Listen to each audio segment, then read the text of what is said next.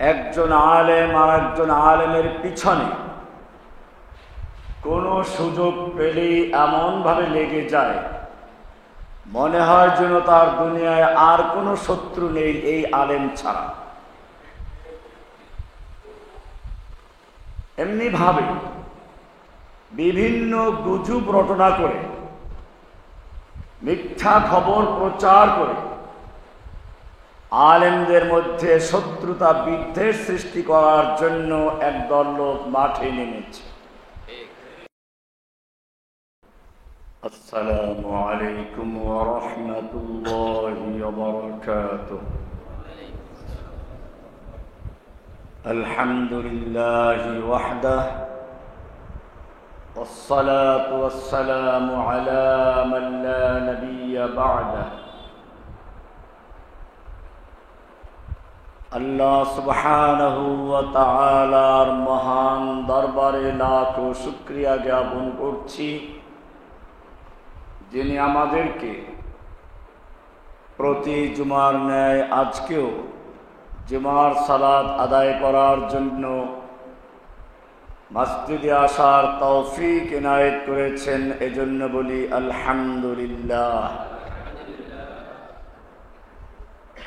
বর্তমান সময়ে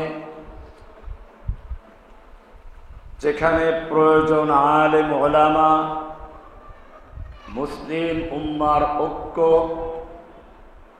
সেখানে দেখা যায় গত 2 দিন আগে আমি নিজে একটা মাহফিলে গিয়েছি, বিশাল মাহফিল, ওলামাদের মহাসম্মেলন। সেখানে আরেকজন আলেম, যে আমার বাল্য বন্ধু বলা যায়, যাদের সঙ্গে আমার অত্যন্ত মহাব্বত এবং ভালোবাসা এখনো আছে, খবর ছড়িয়ে দেওয়া হলো যে উনি বলেছেন রহমানী সাহেব, গুনবী সাহেব আসলে উনি আসবেন না। তো আমার কানে যখন বিষয়টি আসলো, আমি হাসলাম, বললাম যে ঠিক আছে, যার সম্পর্কে বলা হয়েছে তার আশপাশের লোকদেরকে জিজ্ঞেস করে, কারণ যার ব্যাপারে বলা হয়েছে তার সঙ্গে তার 1-2 দিন আগেই আমার সঙ্গে 2 ঘন্টা আলোচনা হয়েছে, একান্ত পরিবেশ। যে লোকটা হয়তো বলল, সে জানে না যে আমাদের মধ্যে সম্পর্কটা কি আছে। এটা এমনই, একজন মহিলা কোনো একটা মজলিসে কারোর সাথে কথা বলছিল, আর একজন লোক তার মহিলার স্বামীর সঙ্গে ভালো বন্ধুত্ব, স্বামীকে বলছে দেখেন ওই যে মহিলাটা কথা বলছে ও কিন্তু গোয়েন্দা। যে মহিলাটা ওই যে কথা বলছে সে কিন্তু গোয়েন্দা বিভাগের লোক। বলছে কার সাথে? স্বামীর সাথে। তো স্বামী হাসলো যে হ্যাঁ, হতেও পারে গোয়েন্দা বিভাগের লোক। আমাদের অবস্থাটা এরকম। সেজন্য আজকে আমি আলোচনা করব কোরআনে কারীমের একটি সূরা নিয়ে, যেই সূরাটা একদিকে মানুষের আচরণ বিধি বলা যায়, দস্তুরুল মুআমালাত, ইসলামে পারস্পরিক সম্পর্ক, ওঠা বসা, লেনদেন সম্পর্কে, আল্লাহর সাথে সম্পর্ক কেমন হবে, মানুষের সাথে সম্পর্ক কেমন হবে, এরকম ভাবে সব বিষয়গুলো নিয়ে কোরআনে একটা সূরা আছে। এই সূরাটাকে আমরা বলতে পারি দস্তুরুল মুআমালাত বাইনাল্লাহি ওয়া বাইনা ইবাদি ওয়া বাইনা ইখওয়ান আল মুসলিমিন। আল্লাহর সঙ্গে, আল্লাহর রাসূলের সঙ্গে কেমন আচরণ হবে, মুমিনদের পারস্পরিক কেমন আচরণ হবে, সারা দুনিয়া আমাদের কি রকম চলতে হবে, এই সব কিছুর উপরে ভিত্তি করে কোরআন আল্লাহ রাব্বুল আলামিন একটা সূরা নাযিল করেছেন। সূরাটার নাম সূরা হুজুরাত। শুরুতেই আল্লাহ রাব্বুল আলামিন সম্পর্ক বয়ান করেছেন আল্লাহ এবং আল্লাহর রাসূলের সঙ্গে কেমন হবে তা নিয়ে। প্রথম ধাপ, এখানে 8টা মূলনীতি আলোচনা করা হয়েছে। কয়টা মূলনীতি? 8টা। প্রথম মূলনীতি, আল আদাবু মাআল্লাহি ওয়া রাসূলিহি, আল্লাহ এবং আল্লাহর রাসূলের সঙ্গে আমাদের আদাব, মুআমালাত, আচরণ বিধি কেমন হবে সে বিষয়ে আলোচনা করেছেন। আল্লাহ সুবহানাহু ওয়া তাআলা বলছেন, ইয়া আইয়ুহাল্লাযীনা আমানু লা তুকদ্দিমু বাইনা ইয়াদাইল্লাহি ওয়া রাসূলিহি, হে ঈমানদারগণ, খবরদার তোমরা আল্লাহ এবং আল্লাহর রাসূলের উপর দিয়ে অগ্রগামী হও না। তার মানে হচ্ছে আল্লাহ সুবহানাহু ওয়া তাআলা প্রথমেই উল্লেখ করে দিলেন, যদি মুমিন হয়ে থাকো, আল্লাহ এবং আল্লাহর রাসূলে বিশ্বাসী হয়ে থাকো, তোমার প্রথম কাজ হলো আল্লাহ এবং আল্লাহর রাসূলের সিদ্ধান্তের উপর দিয়ে নিজেকে অগ্রগামী করবে না। এটা হচ্ছে প্রথম বিষয়। এটাই হচ্ছে আল্লাহ এবং আল্লাহর রাসূলের সঙ্গে কথা বলার আদাব। তাআদ্দাবু বাইনা ইয়াদাইল্লাহি ওয়া বাইনা ইয়াদাই রাসূলিহি, আল্লাহ এবং আল্লাহর রাসূলের সাথে কথা বলতে, আল্লাহ এবং আল্লাহর রাসূলের কোনো নির্দেশ এলে সেক্ষেত্রে সামি'না ওয়া আতা'না, শুনলাম মানলাম, আর নিজস্ব কোনো মতবাদ এখানে পেশ করা যাবে না। ইবনে আব্বাস রাদিয়াল্লাহু তাআলা আনহু বলেন, লা তাকুলু খিলাফাল কিতাব ওয়াস সুন্নাহ, কিতাব সুন্নাহ থেকে যখন প্রমাণিত হবে এটা আল্লাহর কালাম, এটা আল্লাহর রাসূলের বাণী হাদিস, তখন তোমার আর কোনো মতামত চলবে না, কোনো কথা চলবে না। এ কারণে ইমাম ইবনুল কাইয়্যিম জাওযী রাহমাতুল্লাহ আলাইহি বলেছেন, ওয়া আদাবুন কুল্লু মুমিন মাআল্লাহি ওয়া রাসূলিহি, এটা হচ্ছে প্রতিটি মুমিনের জন্য আদব যে সে আল্লাহ এবং আল্লাহর রাসূলের উপর দিয়ে কোনো কথা বলবে না। ফালা ইউকদ্দিমু কাওলা আহাদিন ওয়ালা রা'ই আহাদিন ওয়ালা তাকলিদ আহাদিন আলা ওয়াহইল্লাহি ওয়া হাদী নবিয়্যিহি, নবীর কথার উপর দিয়ে অন্য কারো কথা, নবীর হাদিসের উপর দিয়ে অন্য কারো হাদিসকে সে অগ্রগামী করবে না। বলা হলো হাদিসে আছে এবং হাদিসটি সহিহ, এরপরেও সে নিজের যুক্তি, নিজের মত উপস্থাপন করবে, এটা করা যাবে না। এজন্য প্রথম হচ্ছে আল্লাহ এবং আল্লাহর বাণীকে অগ্রগামী রাখা। আল্লাহ সুবহানাহু ওয়া তাআলা কোরআনের অন্য আয়াতে বলেছেন, কোন মুমিনের জন্য উচিত নয়, মা কানা লিমুমিনিন ওয়ালা মুমিনাতিন, মুমিন পুরুষ এবং মুমিন নারীর জন্য এরকম কোন অধিকার নেই, ইদা কাদাল্লাহু ওয়া রাসূলুহু আমরান, আল্লাহ এবং আল্লাহর রাসূল যখন কোনো বিষয়ে সিদ্ধান্ত দিবেন, এরপরে তাদের নিজস্ব কোনো ইখতিয়ার থাকবে, আইয়াকুনা লাহুমুল খিয়ারাতু, ইখতিয়ার থাকবে, নিজের কোনো মতামত থাকবে, এটা হতে পারে না। সাহাবায়ে কেরাম যখন কোনো কথা বলতেন আল্লাহর নবীর হাদিস থেকে বলতেন। কেউ হয়তো বলল যে আবু বকর এটা বলেছেন, ওমর এটা বলেছেন, তখন সাহাবীরা উত্তর দিতেন, আমি তোমাদেরকে বলছি ক্বালা রাসূলুল্লাহ ক্বালা আল্লাহ, আল্লাহ বলেছেন, আল্লাহর রাসূল বলেছেন, আর তুমি আমার সামনে বলছো ক্বালা আবু বকর ক্বালা ওমর। ইউশিকু আন ইয়াকাকুম আলাইকুম আল হাজার, তোমাদের উপরে বৃষ্টি, পাথর বৃষ্টি হবে আশঙ্কা বোধ করছি। এটা হলো প্রথম বিষয়। দুই নাম্বার বিষয় হচ্ছে রাসূলের সঙ্গে আচরণ বিধি, আদব। সেটা হচ্ছে রাসূল সাল্লাল্লাহু আলাইহি ওয়াসাল্লামের উপর দিয়ে জীবিত অবস্থায় কোনো কথা না বলা, রাসূলের আওয়াজের চেয়ে জোরে আওয়াজ করে কথা না বলা। কোরআন বলছে, ইয়া আইয়ুহাল্লাযীনা আমানু লা তারফাউ আসওয়াতাকুম ফাওকা সাওতিন নবী, হে ঈমানদারগণ, তোমরা নবীর আওয়াজের চেয়ে উঁচু আওয়াজ করে কথা বলো না। তোমরা নিজেরা যেমন একে অপরকে ডাকাডাকি করো সেরকম ডাকবে না।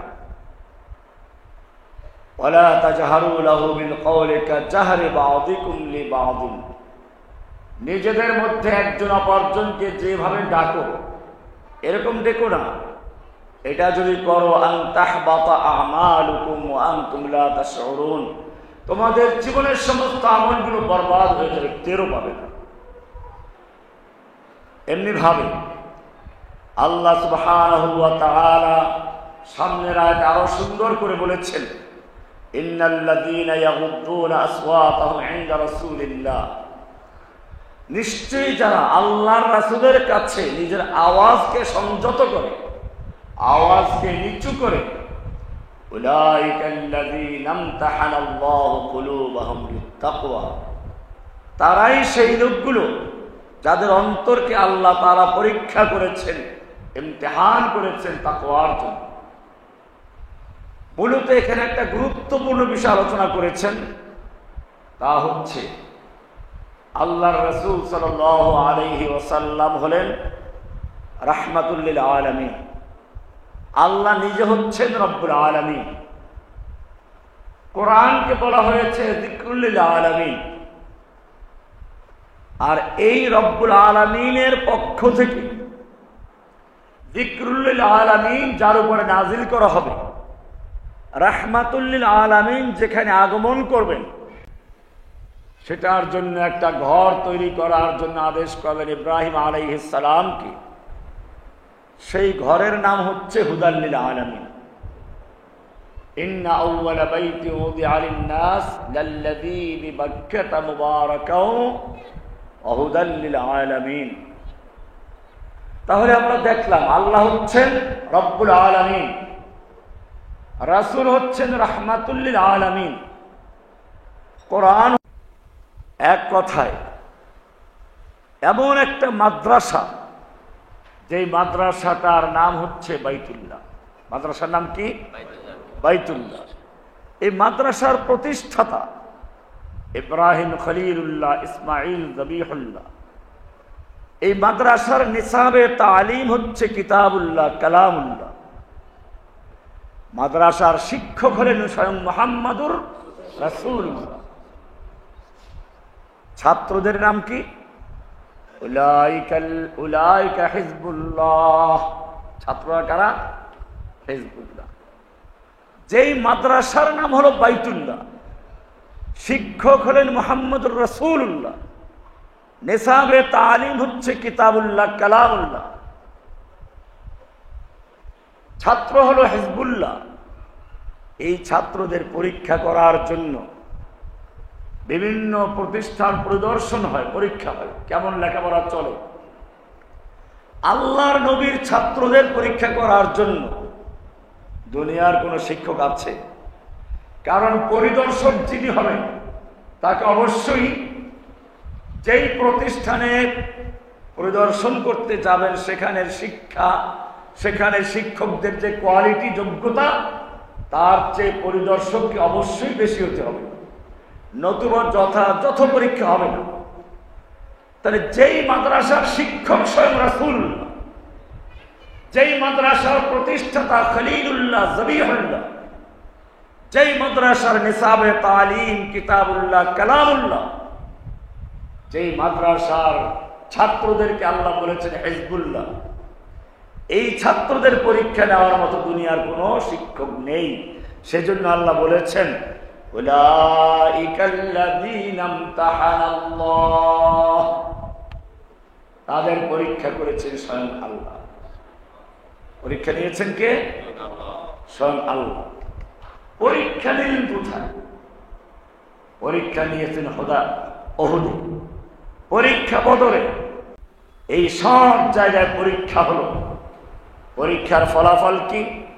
কোরআনে আল্লাহ তাআলা বহু জায়গায় বলেছেন উলাইকা হুমুর রাশিদুন, উলাইকা হুমুল মুমিনুন, উলাইকা হুমুল মুফলিহুন, উলাইকা হুমুল মুমিনুনা হাক্কা।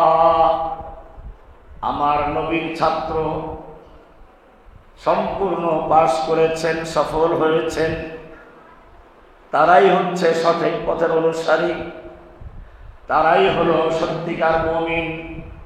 উলাইকা হুমুল মুমিনুনা হাক্কা, তারা হচ্ছে হক মুমিন, প্রকৃত মুমিন।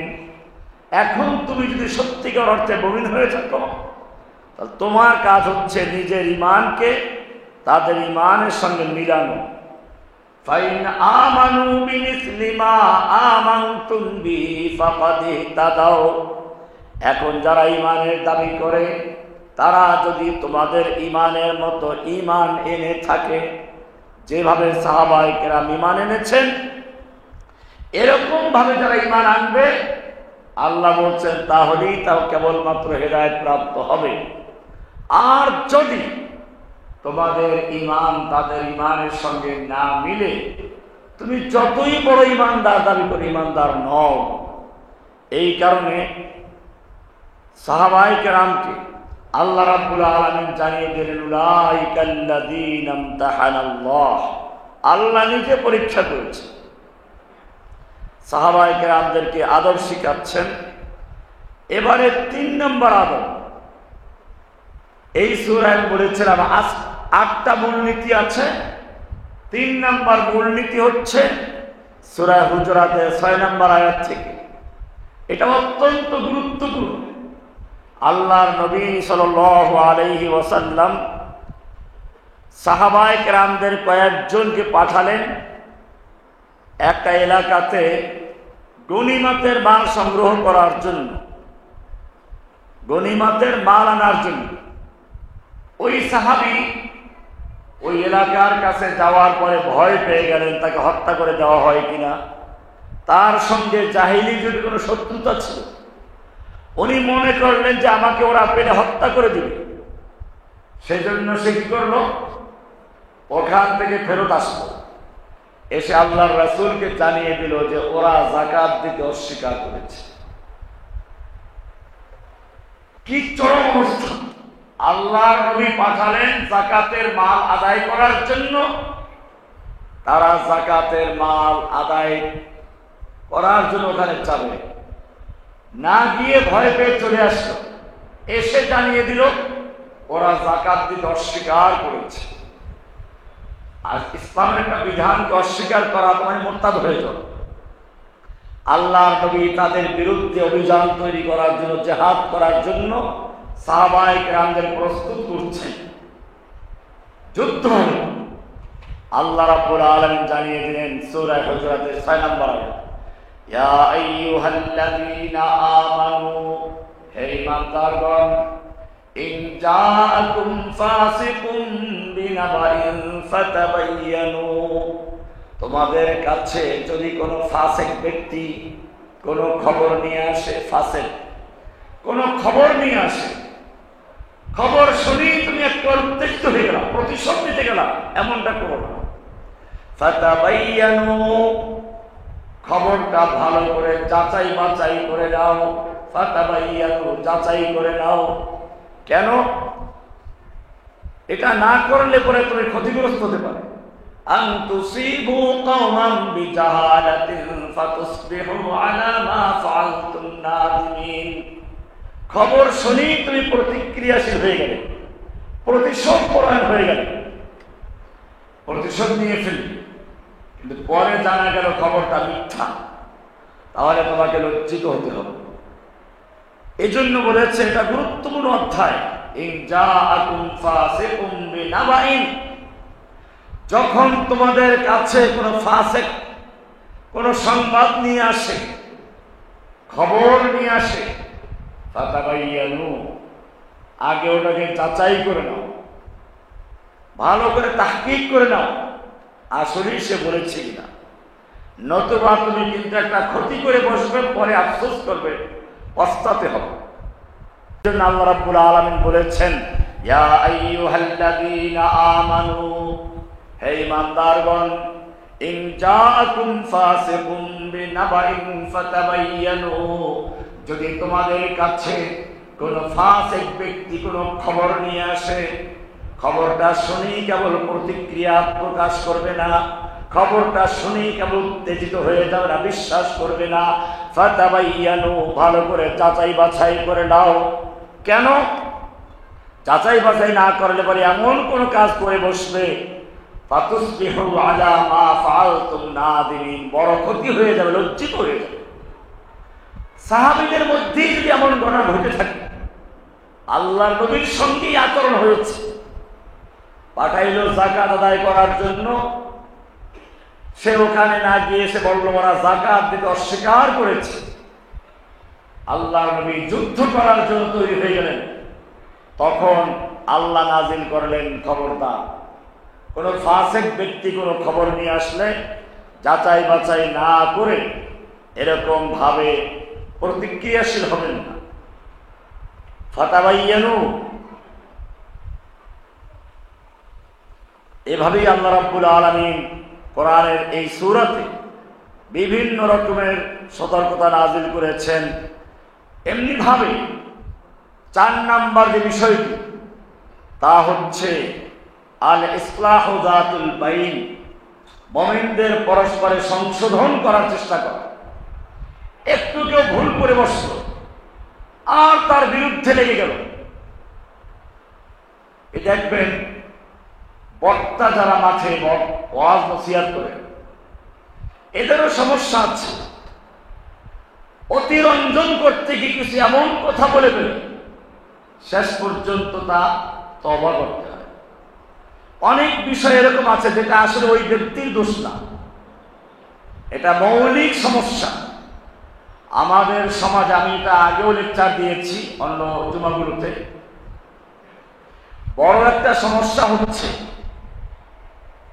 ইসলামের নীতিমালা বিধানগুলো না জানা। বিভিন্ন শরঈ পরিভাষাগুলোর একটা হচ্ছে শাব্দিক অর্থ, একটা পারিভাষিক অর্থ।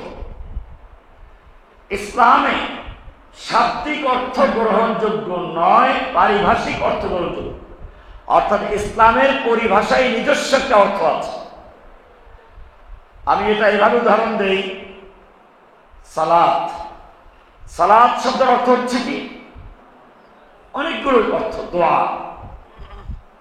এখন আপনি একটু দোয়া করে বলবেন আমি সালাত আদায় করে ফেলেছি, হবে? সালাতের এক অর্থ হচ্ছে তাহরিকুস সালাওয়াইন, নিতম্ব হেলানো। এখন আপনি কিছুক্ষণ নৃত্য করে এসে বললেন আমি সালাত আদায় করে ফেলেছি, নৃত্য করছি, সালাত আদায় হবে? কেন হবে না? শাব্দিক অর্থে সালাত তো হয়ে গেছে, তাহরিকুস সালাওয়াইন পাওয়া গেছে। তারপরেও দুনিয়ার কেউ বলবেন আপনি সালাত আদায় করেছেন, কারণ শাব্দিক অর্থে যাই হোক না কেন ইসলামের পরিভাষায় নিজস্ব একটা অর্থ আছে। সালাতের ইসলামী পরিভাষায় একটা আলাদা অর্থ আছে। সেটা হচ্ছে উযু করে কিবলামুখী হয়ে পবিত্র জায়গায় দাঁড়িয়ে তাকবীরে তাহরিমা থেকে শুরু করে সালাম ফেরানো পর্যন্ত রুকু, সিজদা, কিরাত এইগুলো যাতে আছে, এটার নাম কি? সালাত। এখন যদি শাব্দিক অর্থে সালাত মানে তাহরিকুস সালাওয়াইন হয়, শাব্দিক অর্থে যাই হোক না কেন, আমরা কি ওইটা আদায় করলে বলবো সালাত আদায় করা হয়ে গেছে? বলবো না। সাওম, সিয়াম শব্দের অর্থ হচ্ছে আল ইমসাক মুতলাকান, বিরত থাকা। সিয়াম অর্থ কি? বিরত থাকা। এখন তুমি কিছুক্ষণ চোখ বন্ধ করে বিরত রইলা, খাওয়াও নাই, পানিও নাই, 2 মিনিট পরে চোখ খুলে বললাম আমি সিয়াম পালন করেছি, বলা যাবে? কেন বলা যাবে না? সিয়াম তো হয়েছে।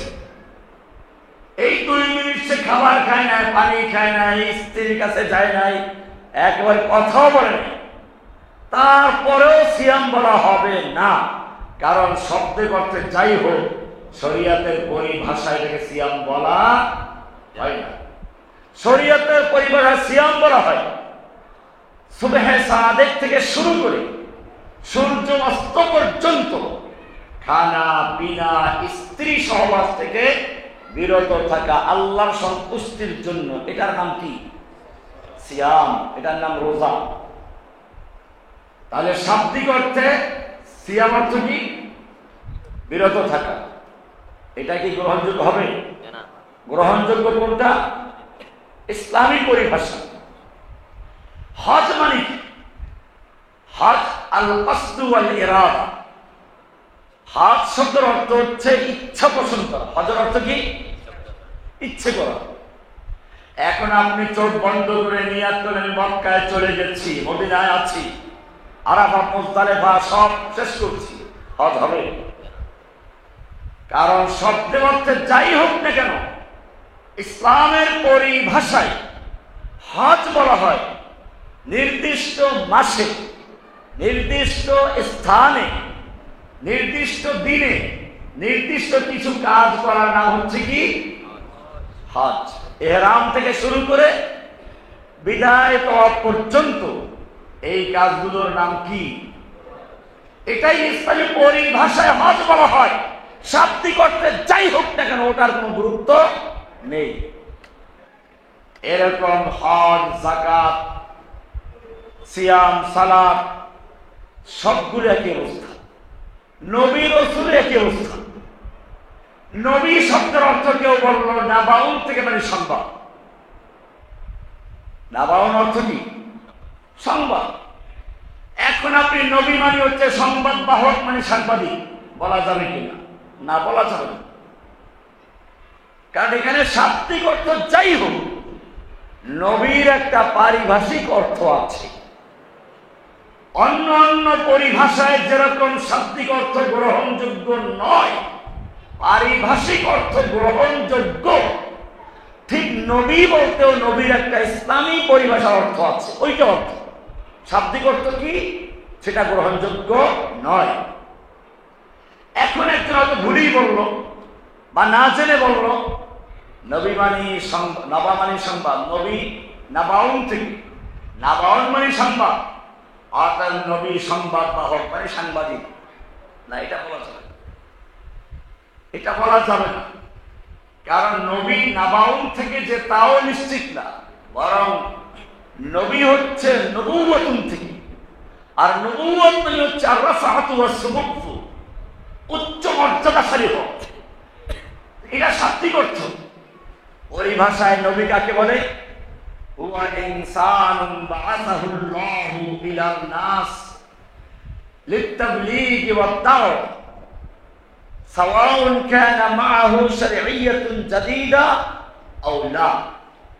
নবী হচ্ছে ওই মানুষ, ওই সকল মানুষকে নবী বলা হয় যাদেরকে আল্লাহ তাআলা দ্বীন প্রচারের জন্য মানুষের কাছে প্রেরণ করেছেন। আল্লাহর দ্বীনে, আল্লাহর জমিনে আল্লাহর দ্বীন প্রচারের জন্য যাদেরকে দায়িত্ব দিয়ে প্রেরণ করা হয়েছে, চাই তাকে নতুন শরীয়ত বা কিতাব দেওয়া হোক বা না হোক। রাসূল হচ্ছেন এর চেয়ে একটু খাস।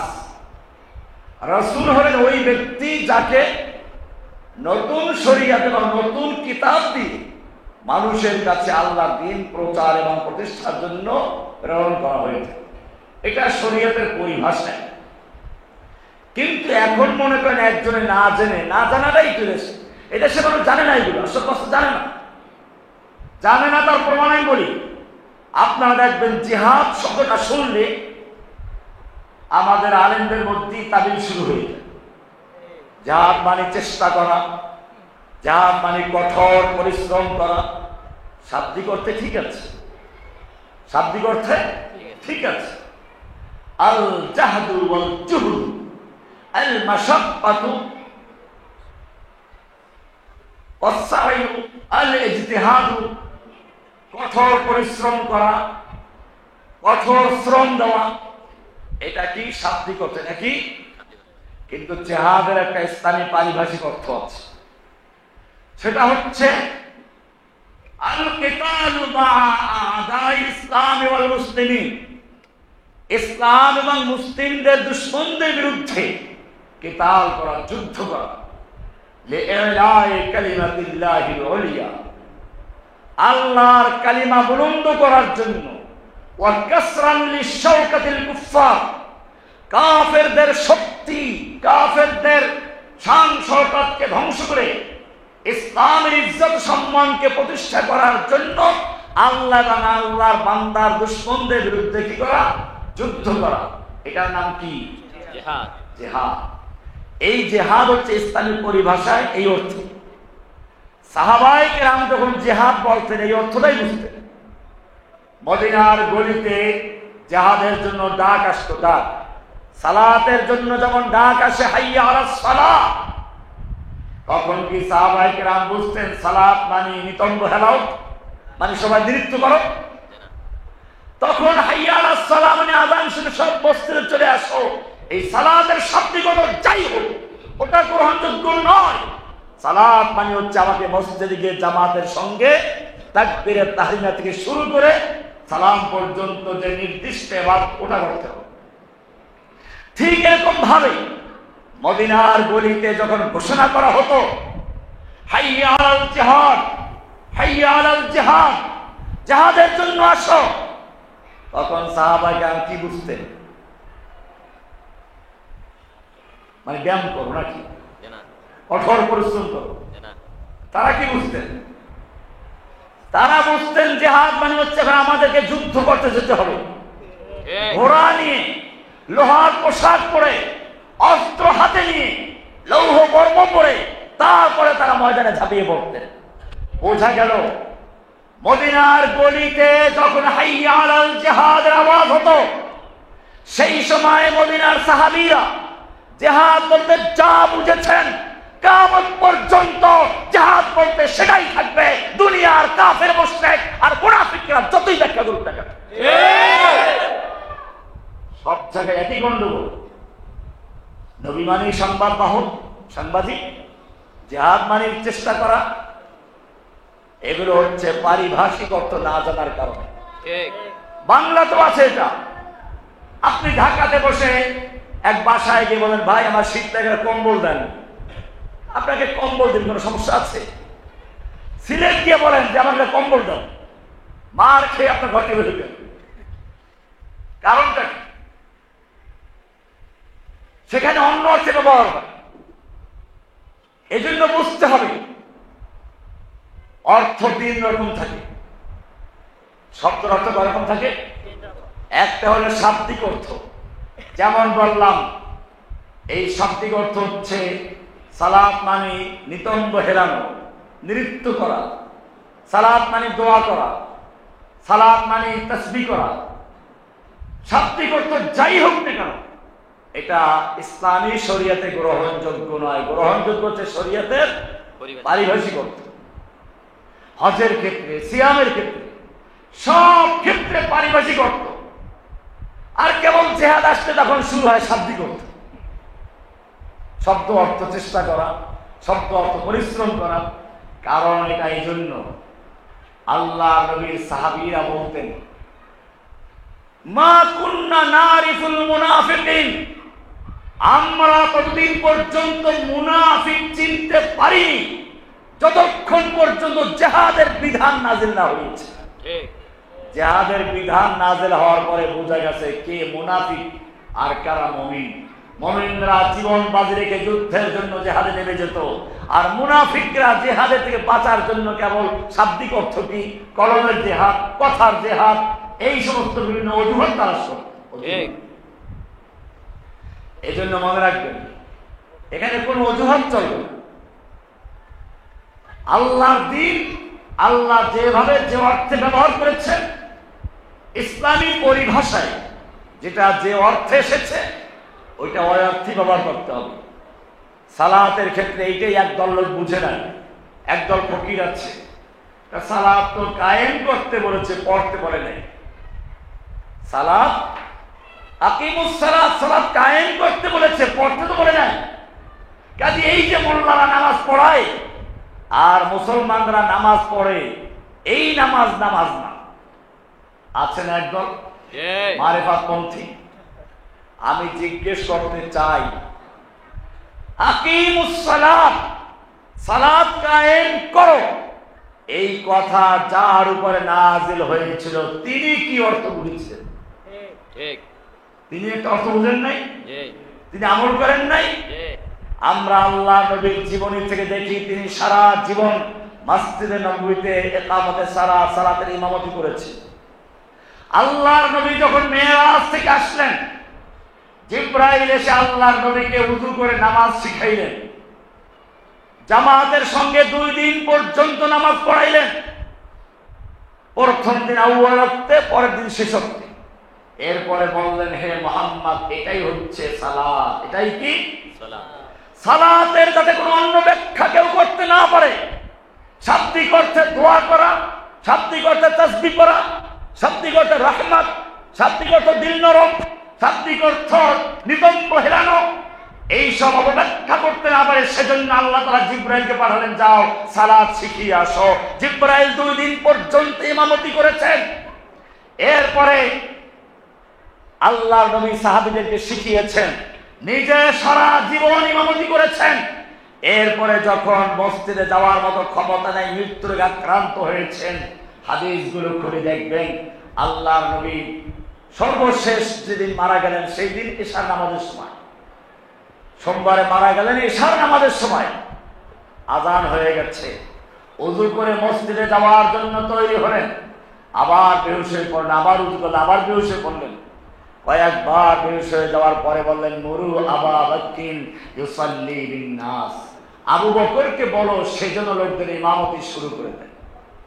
আল্লাহর নবীর নির্দেশ পেয়ে সেই ইমামতি শুরু করলো। এরপরে নবী একটু সুস্থ হলেন, 2 জন সাহাবীকে ডাকলেন, এক পাশে বেলাল আর এক পাশে আলী। 2 জন সাহাবীর কাঁধে ভর দিয়ে আল্লাহর নবী মসজিদে যাচ্ছেন। হাদিস বলছে, হে নবী, আল্লাহ আপনার আগে পিছের সমস্ত গুনাহ ক্ষমা করে দিয়েছেন। সেই নবী মৃত্যু রোগে আক্রান্ত অবস্থায়ও মসজিদে জামাতের সঙ্গে নামাজ আদায় করছেন। এরপরে যদি কোনো পীর বলে, কোনো ফকির বলে, কোনো ভণ্ড বলে নামাজ তো কায়েম করতে বলেছে, পড়তে বলে নাই, সেগুলো পীর না শয়তান, ইবলিসের দালাল। এজন্য বুঝতে হবে ইসলামের সব জায়গায় একটা পারিভাষিক অর্থ আছে। সালাতের পারিভাষিক অর্থ নির্দিষ্ট ইবাদত।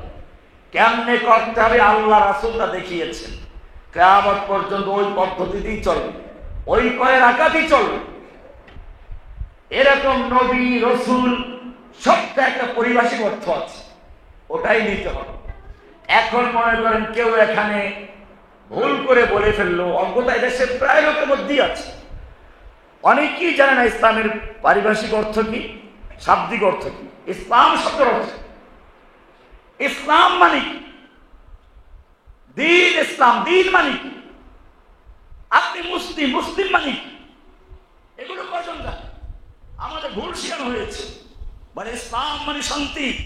আমি জিজ্ঞেস করা তো একটা মিছিল হয়ে যেত, আমি জিজ্ঞেস করতে ইসলাম মানে বলুন তো, চিৎকার করে সবাই বলুন শান্তি। অথচ সালাম অর্থ শান্তি, ইসলাম মানে শান্তি না। ইসলাম মানে হচ্ছে আত্মসমর্পণ করা। আশপাশে অনেক মাদ্রাসা আছে, মাদ্রাসা একেবারে প্রথম ক্লাস, দ্বিতীয় ক্লাস মিজান মোহন সাহেব পড়ানো হয়। মোহন সাহেব খুলে দেখবেন লেখা আছে ইসলাম মানে কি, আল ইসলাম মুসলমান সুদান ওয়াগারদান নিহাদান বাতাআন। ইসলাম মানে হচ্ছে আনুগত্যের জন্য গর্দান ঝুঁকিয়ে দেওয়া, আত্মসমর্পণ করা। তাহলে ইসলাম মানে কি? ইসলাম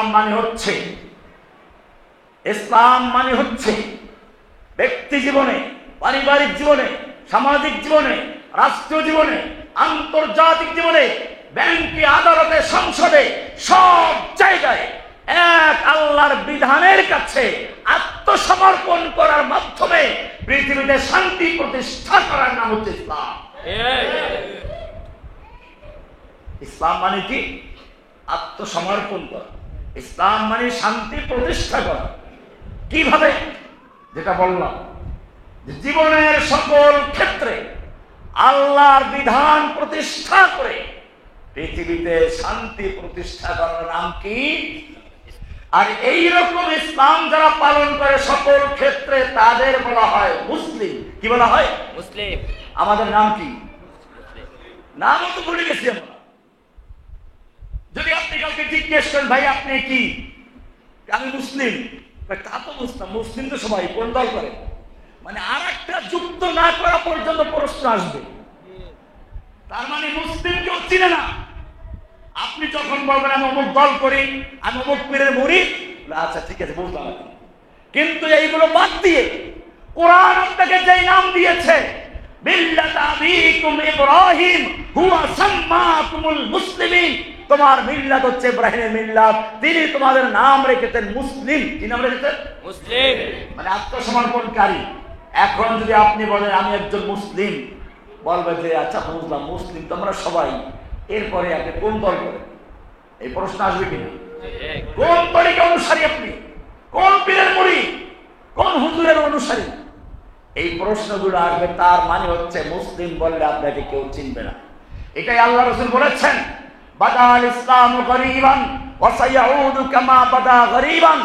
ইসলাম যাত্রা শুরু করেছিল অপরিচিত আগন্তুকের ন্যায়। ঢাকায় যখন আমি প্রথম আসলাম পিচ্চিকালে লালবাগ মাদ্রাসায় ভর্তি হওয়ার জন্য, কেউ চিনে না, গরীব বলে ঢাকার ভিতরে, অপরিচিত আগন্তুক, যাকে আশ্রয় দেওয়ার কেউ নেই, কেউ চিনে না। আল্লাহ রাসূল বলছেন ইসলাম যাত্রা শুরু করেছে অপরিচিত আগন্তুকের ন্যায়। গরীব মানে এটা আরবি গরীব, বাংলা গরীব না। ওয়াসায়াউদু কামা বাদা গরীবান, আবার ইসলাম সেই আগের অবস্থায় ফিরে যাবে, অপরিচিত হয়ে যাবে, কেউ তাকে চিনবে না। এই বর্তমান সেইটা। আপনি কাউকে জিজ্ঞেস করে আপনি বললেন আমি একজন মুসলিম, বলে মুসলিম তো বুঝলাম, কোন দল করেন সেটা বলেন। এটাই হচ্ছে সে অপরিচিত হয়ে যাওয়া।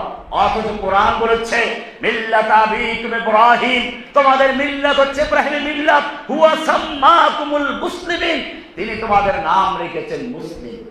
তুমি মুসলিম, এই মুসলিম পরিচয় দাও। কোরআন বলছে ওমান আহসানু কওলান মিম্মান দাআ ইলাল্লাহি ওয়া আমিলা সালিহান ওয়া ক্বালা ইন্নানী মিনাল মুসলিমিন।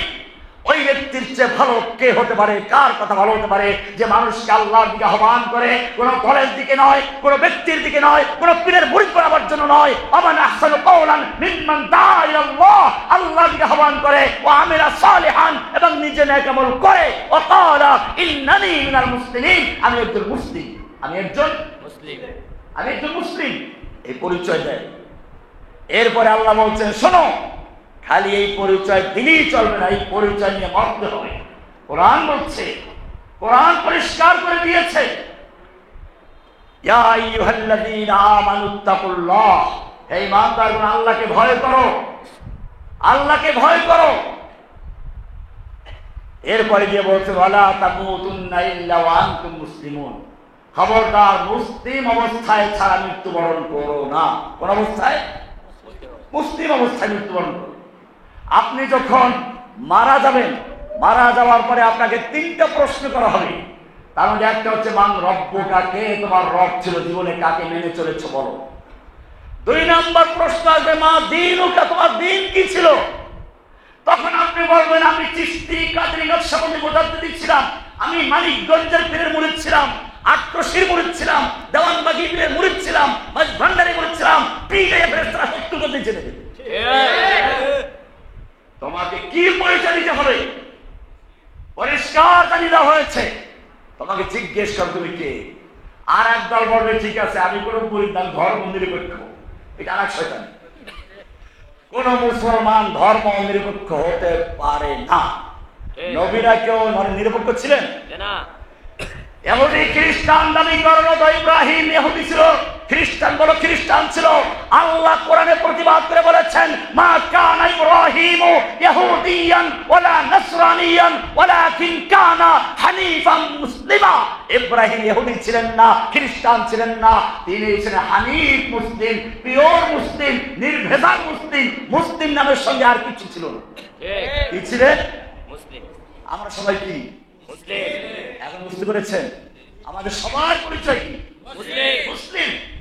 কোরআন আরো বলছে আওয়াসা বিহা ইব্রাহিম বানিহি ওয়া ইয়াকুব ইয়া বানিয়া ইন্নাল্লাহা আসতাফা লাকুমুদ-দীন ফালা তামুতুন্না ইল্লা ওয়া আনতুম মুসলিমুন। এই ওসিয়ত করে গেছে। আল্লাহ বলছেন এই মানুষ আর জিনদের কিছু বিভ্রান্ত অংশ মুসলিম হয় নাই, বাকি সবাই মুসলিম। কোরআন বলছে আমান ইয়াবতাগি গায়রাল ইসলামি দীনান ফালা ইউকবালা মিনহু ওয়া হুয়া ফিল আখিরাতি মিনাল খাসিরিন। ইসলাম বাদ দিয়ে যে ব্যক্তি অন্য কোন দ্বীনে কল্যাণ তালাশ করে, মুক্তি তালাশ করে, যে সব ধর্ম পালন করলেই চলে, যে কোনো ধর্ম পালন করলে পরকালে মুক্তি পাওয়া যাবে, ধর্ম নিরপেক্ষতার আন্দোলন করে, আল্লাহ বলছেন আমান ইয়াবতাগি গায়রাল ইসলামি দীনান, যে ব্যক্তি ইসলাম ছাড়া অন্য কোন দিন তালাশ করে, মুক্তি তালাশ করে, কল্যাণ তালাশ করে, আল্লাহ বলেন ফালাই ইউকবালা মিনহু, তার কিছুই গ্রহণযোগ্য হবে না। সে যত নামাজ পড়ুক, রোজা রাখুক, হজ করুক, যাকাত দাও, কিন্তু সে নিজেকে দাবি করে ধর্ম নিরপেক্ষ, আল্লাহ তাআলা বলেন ফালাই ইউকবালা মিনহু, তার কিছুই গ্রহণযোগ্য হবে না। ওহুয়া ফিল আখিরাতি মিনাল খাসিরিন, সে আখিরাতে ক্ষতিগ্রস্তদের সাথে উঠবে। ফিরআউন, হামান, নমরুদ, ইবলিস, শয়তান কিয়ামতের মাঠে এদের সঙ্গে উঠবে, আল্লাহর বান্দাদের কাতারে তার জায়গা হবে না। ঠিক পরিষ্কার হয়ে গেল। কোন মুমিন একথা বিশ্বাস করতে পারে না ইসলাম আসার পরেও আবার অন্য ধর্ম পালন করলে মুক্তি পাওয়া যাবে। আল্লাহ তাআলা নবী রাসূলদেরকে দুনিয়ায় পাঠানোর আগে যেরকম ভাবে এমপি ইলেকশন হওয়ার যাওয়ার পরে শপথ অনুষ্ঠান করানো হয়, শপথ বাক্য পাঠ করানো হয়, আল্লাহ তাআলা দুনিয়াতে নবী রাসূলদেরকে পাঠানোর আগে শপথ অনুষ্ঠান করেছেন, অঙ্গীকার নিয়েছেন। কোরআন পরিষ্কার বলছে ওয়াইদ আখাযাল্লাহু মিসাকান নাবিয়্যিনা লামা আতাইতুকুম মিন কিতাবিন ওয়া হিকমা, আল্লাহ তাআলা সমস্ত নবী রাসূলদেরকে একাত্র করে অঙ্গীকার নেওয়ার জন্য, শপথ বাক্য পাঠ করার জন্য একাত্র করে বলছেন লামা আতাইতুকুম মিন কিতাবিন ওয়া হিকমা, আমি তোমাদের কিতাব দেব, হিকমা দেব, নবুয়ত দেব, রিসালাত দেব, কিন্তু শর্ত হচ্ছে সুম্মা জাআকুম রাসূলুম মুসাদ্দিকুল লিমা মাআকুম, তোমাদের পরে আমি একজন প্রধান বক্তা পাঠাবো, প্রধান মেহমান পাঠাবো, প্রধান নবী রাসূল পাঠাবো। তোমাদের তখন উনি যখন চলে যাবেন, উনি যখন দুনিয়াতে আসবেন, তখন তোমাদের আর কোন ধর্ম চলবে না। লা তুমিনুন্না বিহি ওয়া লা তানসুরুন্নাহু, তোমাদের নবুয়ত ক্যান্সেল, তোমাদের রিসালাত বাদ, তোমরা সেই নবীর প্রতি ঈমান আনবে, তাকে সাহায্য করবে। এই অঙ্গীকার যদি করো তাহলেই কেবলমাত্র তোমাদের নবুয়ত এবং রিসালাত দেওয়া হবে। কে বলছেন? আল্লাহ বলছেন কোরআন আয়াতে। নবীরা কি বললেন? ক্বালু আকরারনা, সব নবীরা বললেন আমরা মেনে নিচ্ছি। ক্বালা ফাশহাদু ওয়া আনা মাআকুম মিনাশ শাহিদিন, এবারে সব নবীরা বলল আমরা মেনে নিলাম। আল্লাহ বললেন ঠিক আছে, তাহলে জেনে রাখো আমিও সাক্ষী রইলাম। বলতেছিলাম যে বিষয়টা, আজকের বিষয়টা আমি গুরুত্বপূর্ণ একটা পয়েন্ট চলে আসছে, যদি এটা আজকের মূল আলোচ্য বিষয় ছিল না। সেটা হচ্ছে ইসলামের সব জায়গায় আমরা পালন করবে পারিভাষিক অর্থ। কোন অর্থ? শাব্দিক অর্থ না, কি না? শাব্দিক অর্থ না। আমরা মুসলিম, এই মুসলিম শব্দের একটা পারিভাষিক অর্থ আছে, শাব্দিক অর্থ উদ্দেশ্য না। বিষয়টা ক্লিয়ার হয়ে গেছে? কোরআন বলছে আফা গায়রা দীনিল্লাহি ইয়াবগুন, মানুষের মধ্যে কিছু বিভ্রান্ত মানুষ আল্লাহর দিন বাদ দিয়ে অন্য দিন তালাশ করছে। ওয়ালাহু আসলামা মান ফিস সামাওয়াতি ওয়াল আরদি তাওআন ওয়া কারহা, অথচ আসমান এবং জমিনে যা কিছু আছে সবাই আসলামা, আল্লাহর কাছে আত্মসমর্পণ করে মুসলিম হয়ে তারা আল্লাহর হুকুম মেনে চলে। কে বলেছেন? তাহলে চন্দ্র, সূর্য, গ্রহ, নক্ষত্র, পাহাড়, পর্বত সবাই মুসলিম। কোরআন কি বলে? সবাই মুসলিম। একমাত্র মানুষের মধ্যে একটা অংশ বিভ্রান্ত অংশ, জিনদের মধ্যে একটা বিভ্রান্ত অংশ কিনা মুসলিম না, আল্লাহর হুকুমের কাছে আত্মসমর্পণ করে নাই। মানুষের মধ্যেও কিছু অংশ আছে যা মুসলিম। আপনার কান মুসলিম, আপনি মুসলিম না হলো আপনার কান মুসলিম, কারণ কানকে আল্লাহ সৃষ্টি করে বলেছেন তোর কাজ হচ্ছে শোনার, শুনতে থাকবি। কান আল্লাহর হুকুম মানে কিনা? চোখকে আল্লাহ বলেছেন তোর কাজ হচ্ছে দেখা, তুই দেখবি। চোখ আপনার হুকুম মানে না আল্লাহর হুকুম মানে? আপনি যদি আজকে বলেন এই চোখ তোকে দিয়ে শুনবো, এই নাক তুই খালি দেখবি, দুই দিকে দুইটা ভালো পুরো দেখতে পারবি, কানে আপনার কথা শুনবে? সবাই হুকুম মানে কার? এটা আল্লাহ বলছেন আফা গায়রা দীনিল্লাহি ইয়াবগুন, মানুষের মধ্যে একটা বিভ্রান্ত মানুষ, আর জিনদের মধ্যে কিছু বিভ্রান্ত জিন, এরা আল্লাহর বিধান বাদ দিয়ে কেবল ব্রিটিশের লতে কি আছে, নিজেরা কি আইন তৈরি করবে, আল্লাহর আইনকে বাতিল করবে, এইসব ষড়যন্ত্র করে, চক্রান্ত করে। অথচ ওয়ালাহু আসলামা মান ফিস সামাওয়াতি ওয়াল আরদি তাওআন ওয়া কারহা, অথচ আসমানে জমিনে যা কিছু আছে সব কিছু আল্লাহর হুকুম মেনে যথাযথভাবে সবসময় হুকুম মেনে চলছে। সবাই মুসলিম। সবাই কি? আল্লাহ সুবহানাহু ওয়া তাআলা আমাদের সকলকে ইসলামের পরিভাষাগুলো ভালো করে বুঝে সে অনুযায়ী আমল করার তৌফিক দান করুন। আমিন। অজ্ঞ মূর্খ যারা ইসলামের পরিভাষার অর্থ কি আর শাব্দিক অর্থ কি এইগুলো পার্থক্য করতে না পারে, আর কেবল প্যাঁচ লাগায়। আবার একজনে ভুলে একটা বলে ফেললো, তাকে কেমনে সমালোচনা করবে, সমাজে বিভ্রান্তি সৃষ্টি করবে, এই পিছনে লেগে যায়। এখন একজনে একটা ভুল করে বলছে, নবী মানি সাংবাদিক, সে না জানা কারণে বলছে, কারণ এই সমাজ তো জান না। এখন আবার তার বিরুদ্ধে সবাই লেগে যাচ্ছে। এই জিনিসগুলো পরহেজ করা উচিত। আমাদের খেয়াল রাখতে, আমরা কোরআন সুন্নাহর অনুসারী মুসলিম। আল্লাহ সুবহানাহু ওয়া তাআলা আমাদের সকলকে কোরআন এবং সুন্নাহর যা হুকুম আছে পরিভাষাগতভাবে, শাব্দিকভাবে নয়, মেনে চলার তৌফিক দান করুন। আমিন। সুন্নাহ যারা পড়েন শুনুন।